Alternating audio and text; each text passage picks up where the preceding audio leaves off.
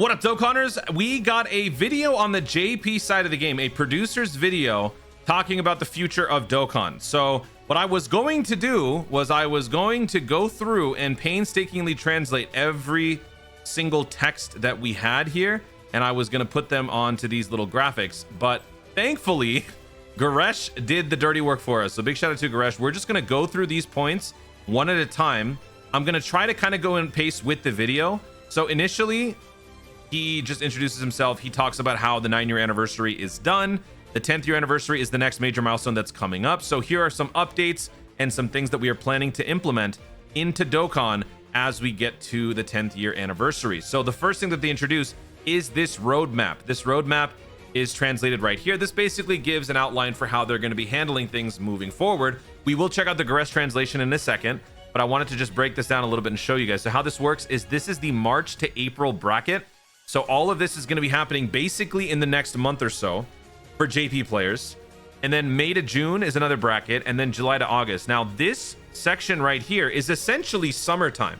Now, global players, you might know the magic phrase is full synchro is going to be happening around summer. So that means that at the earliest, start of May, or at the latest, end of August, sometime in between, sometime around there, we got to have full synchro with JP. So some of these things that they're going to be doing might also be implemented on the global side in time for the full synchro celebration. So that is why this is a very important thing to look over. As we can see in the March-April section, it says upgrade regarding Awakening, update regarding Awakening. That's obviously for the Super EZA. They will talk about that in this video. An overhaul in terms of the quest mode UI. So they're going to basically be improving the story mode as a whole, giving it more polish, making it look better. Then if we go over here, team copy function. I don't really know what that's all about. We'll check the Garesh translations. Enemy skill expansion, damage skills, attack and defense, change skill.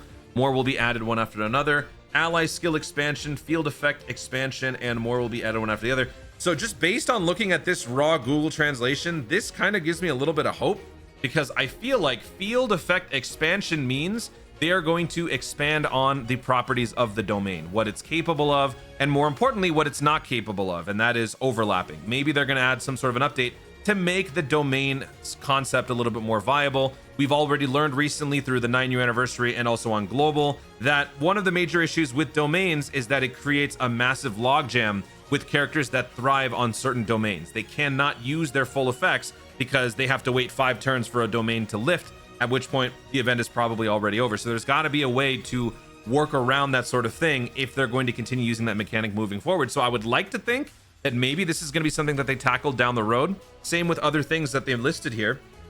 We'll have to wait and see. Data download improvement. This instinctively tells me, I'm just guessing here, maybe this has something to do with data miners being able to, like, you know, see all the information before it's supposed to drop. Maybe they're going to improve the process and maybe prevent that sort of thing from happening. I think that would ultimately be good for the game, because I do think that if the data downloads were not there where we could see everything, it would add an element of surprise. And especially since both versions are about to sync up, that would be a good thing in terms of, you know, the mystery of it all. Shop screen renovation, introducing new SSRs that can join on your adventures. So more story stuff, more free-to-play stuff. Further updates and planned for the anniversary. So the Big 10, that is the major milestone that they're looking to next. I don't know if that is where their full synchro is headed. I feel like that's just the 10-year anniversary, because full synchro is more so of a spectacle on the global side, not so much the JP side.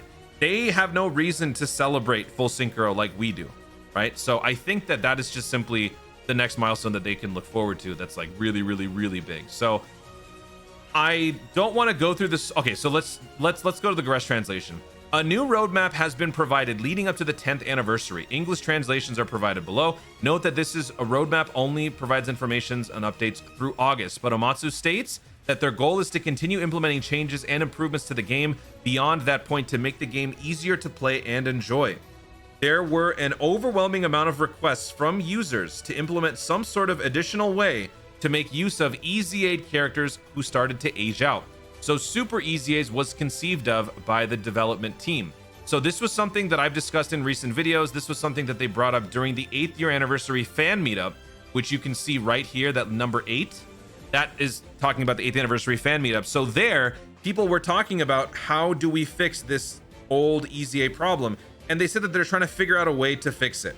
So the goal, like I said before, the end goal is to make so that there's a new system that doesn't create a need for a unit to constantly get EZAs in order to constantly get better or stay relevant with the times. How can they fix it moving forward that they don't have to worry about that?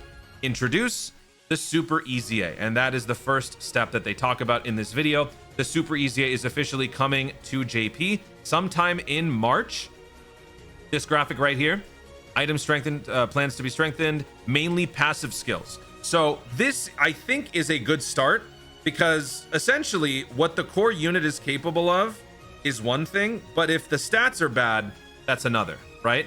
So maybe if the passive alone is updated, the rest of the unit's kit can still be more complete. And I feel like that's a fair assessment, and that's a good place to start. So I think that with the Super Saiyan 3 Goku likely being the first EZA, that is going to be a good, like, kind of beta test for them. Or I'm sure they've already tested it, but, like, I mean, for us. And the target characters that they're going to be doing the Super Extreme Z Awakening 2 for right now is going to be Dokkan Festival limited characters and LR characters. So let's go back to Garesh's stuff. Super EZAs will be applicable to Dokkan Fest exclusives and LR. Super EZAs are planned to be implemented in sequential order. So that means they're going to be starting from the beginning. So they're going to be starting with the Super Saiyan 3 AGL Goku Super EZAs will strengthen the character's passives. So that is going to be the very first one. I personally don't agree with this decision to make it start with the Super Saiyan 3 Goku in terms of sequential, but I guess that removes any possible bias or anything like that. It'll just be kind of like a second coming of the EZAs, you know? That's cool. So this is another graphic that they showed. This is kind of what the UI is going to look like for the Super EZA. It's all purple. I love it. Super difficulty, stamina cost 25. It shows level 4. So we have a translation for this graphic. Super Extreme Z Awakening, awakening metals by clearing stages. This is what it's going to look like. It's going to have that purple trim. The LR effect is also going to have this little shimmer on the border. Keep in mind that this is just an example character. This is not the unit that is going to be receiving an Extreme Z Awakening or a Super Extreme Z Awakening, because this just happened on JP.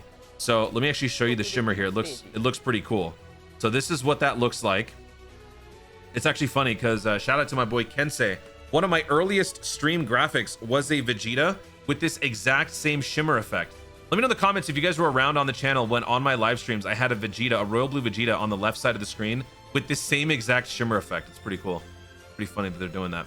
All right, so next, the medals required to Super EZA a character will be obtained through the super difficulty stages of an Extreme Z Awakening stage.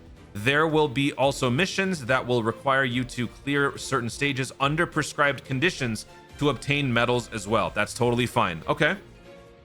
The icons for the characters that have Super EZAs will change. The development team is also in the midst of preparing ways for older characters to be utilized again, other than just via Super EZAs. Oh, okay. Details regarding this will be released in the future. So there you go. They're not just ending the efforts on updating Dokkan Festival and LR characters. They're planning on doing this with other characters in other ways. So stay tuned. So that's good, but we also don't know how, we don't know the extent of these Super EZAs yet. So let's wait and see what the Super EZAs look like.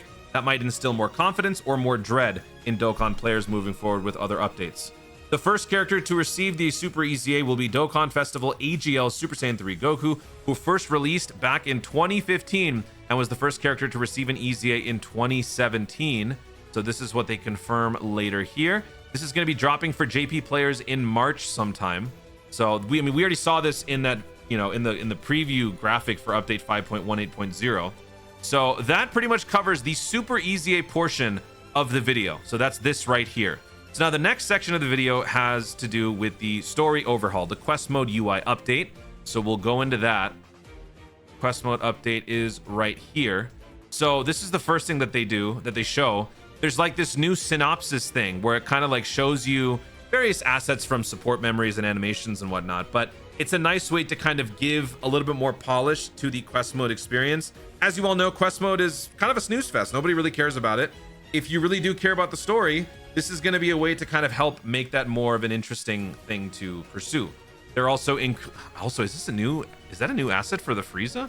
I've never seen that Frieza before. That might be like year one Frieza or something that I just don't know about. So yeah, that's I actually have a full translation for this, so let me pull that up. Story renovation. It even translated this.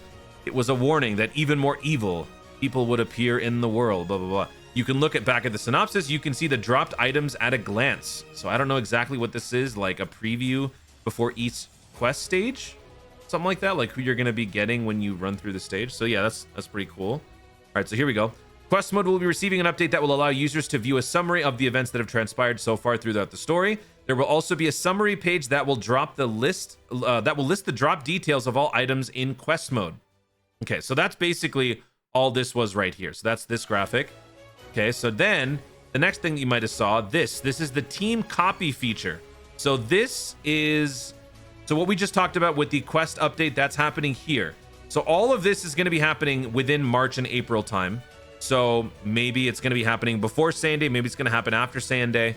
It's going to be happening March and April for JP. Now we move on to the team copy function, which is going to happen anytime between May and August for JP. Based on the positioning, I'm assuming this is probably going to be more so June, which kind of falls in line with Tanabata for JP, perhaps, maybe June, July-ish. So let's see what they are doing here. So this is the team copy stuff. Let's see what Goresh has to say. A team copy feature is currently in the works. For each stage, there will be a team trend button, which will display teams that other users have used to clear the events. You will be able to click a button that will copy the team build of your choosing from the list to challenge the event, assuming you have all the necessary characters to do so. That's what I thought this was, and that's actually really, really cool. Because now, this is kind of like, this is something that I really liked about Duel Links. When you fought a duelist and they had a really good deck that just destroyed you, and you want to try to recreate the same thing, you could, because you could copy, was it Duel Links or Master Duel? There was some game where you could do that. This now allows you to do the same thing. I don't know if it's just going to be for quest mode. I think it's going to be for any event. So that's really cool. But this now immediately boosts the value of being a friend, because it's, oh wait, no, it's not. It has nothing to do with friends. It's just other users. I don't know how this is going to work. Like, how are they going to deem which other users you get to see? People of similar rank, people in local proximity. I don't know how this is going to work, but this is a very interesting feature. So this is probably going to be more so of useful thing for people who don't consume content from content creators who just play very isolated Dokkan, which is normal. That's a lot of people. So this is a pretty cool thing, and this is what the UI looks like. So team copy function, this is the copy button. It'll show a bunch of different things. It shows up here. It shows trend, friend, and guest. Okay, so I think that's what this is going to be. It can filter out by the friend system. It can filter out by random other people, and then just trending. Like, what are some of the trending teams that people are using from around the world? Interesting. That's not going to matter so much for quest mode, but that will matter for something like, the legendary Goku event, or Red Zone Broly, or the Ultimate Blue Zone. Those types of things. This is a really, really cool thing, because it will allow you to basically copy the team. That's really, really nice. This will also be nice for content creation stuff. Okay, that's really nice. Okay, moving on. There are plans to expand the amount of gimmicks, mechanics, and enemy characters have in events. The development team aims to continue cultivating an environment in which certain characters can be utilized effectively across different events depending on their strengths. Okay, so yeah, this is kind of along the lines of what I was expecting. They're just going to make the units a little bit more diverse, more intuitive. They're going to add more stuff. That's good. That means they're still innovating. They still have more to offer. This game is still not done. Not only will there be gimmicks that nullify certain existing characters' mechanics, but mechanics that bring brand new experiences to the game will also be implemented. I mean, that just sounds like a typical year of Dokkan. Every year we get a new gimmick. We get a new something that changes the game in a certain way. So where does that fall in line with what they say in the video? Ah, they're just talking about it right here. Okay. Of course, there will be also new characters implemented to more easily deal with characters who introduce tough mechanics. Okay, so essentially, maybe I'm being too bold in saying this. If a new mechanic is introduced, there will be more easily accessible counters. Maybe. Potentially. Which would be nice. It strikes a nice balance. You introduce a challenge. You introduce a solution. That solution is either obtainable free or summonable. I mean, that's kind of the basic concept in this game. So, okay. And it looks like that's it. And then this is the image right here. March, April, team copy, enemy expansion, expansions of domains plus more, much more. Yeah, everything else is basically the same. Oh, Golden Week, Tanabata. Ah, okay. So during Golden Week, the enemy expansion stuff could be taking place. So Global should be seeing some of this stuff. Tanabata is going to be happening during Global's 9-year anniversary. So this may not happen. But again, remembering that Global is going to be getting the full synchro with JP by summer, around summer, these things are going to eventually have to happen on Global as well. So I think that there is going to be some interesting new information coming to Global within the next couple of weeks, potentially before Saiyan Day, maybe afterwards. That might also give us a little bit of insight into this stuff coming up, and we'll then go over whatever new information that we're able to extract from it. But this is very interesting. So yeah, Dokkan is going places. They're adding more things. It's not just a super EZA and then synchronize. They're doing more stuff. They're gonna make the game less stale. Not that it kind of is, I guess, if you look at it from a very like black and white perspective, but they're just going to be adding more nuance in various different ways. They're improving things that can be improved. They're going to be making things better. I didn't see any commentary regarding the data download improvements. So if I were to speculate on what that is, I would imagine that's probably going to be some way to shield the data miners from finding out what's coming up before it does. Maybe, because when it comes to Global versus JP, the whole foresight thing is one thing. That doesn't really require a data download. But now that both versions are going to be in full synchro by around this time, both versions are going to be finding out what's coming up at the same time. So maybe they want to mitigate some of that and maybe reduce that. So can I be so bold and say that full synchro happens by the end of 9-year? I mean, I've said that before. I might as well say it now, because this looks to be happening in July. That's when 9-year starts. And then 9-year ends August. So yeah, like right here. It's almost like I'm about to predict everything that's about to happen. Anyway, that's it. This is a lengthy video. Hopefully you guys were able to understand all of this stuff. Huge shout out to Goresh. If I were to do this myself and do rough Google translations myself, this would have been like a 30-minute video with half of the information just wrong. So huge credit to Goresh for this one. But there you have it. That is fascinating stuff. Dokkan Battle. Let's go. This is the game that I chose to commit in making a channel for, and I'm very glad that I did, because it looks like we got the legs, we got the juice to keep on going strong. Guys, thank you so much for watching. If you enjoyed the video, be sure to like down below. Leave in the comments your thoughts on all the information that we talked about in this video. Do you think that Dokkan is going to be giving Global some of these updates anytime soon? Do you think that we're going to be getting a Super Extreme Z Awakening during Saiyan Day, during Golden Week? When do you think Global is going to start to pick up some of the pieces from these new updates that are coming up on JP? Let me know your thoughts overall about all this stuff and more in the comments down below. Also, check the pinned comment in case there's anything that I missed or Goresh missed. Also, be sure to subscribe for more Dokkan content in the future and click the notification bell so that you'll let you know when I'm going to see more of my stuff. Do it! Thanks again. Stay tuned and remember to Dokkan responsibly.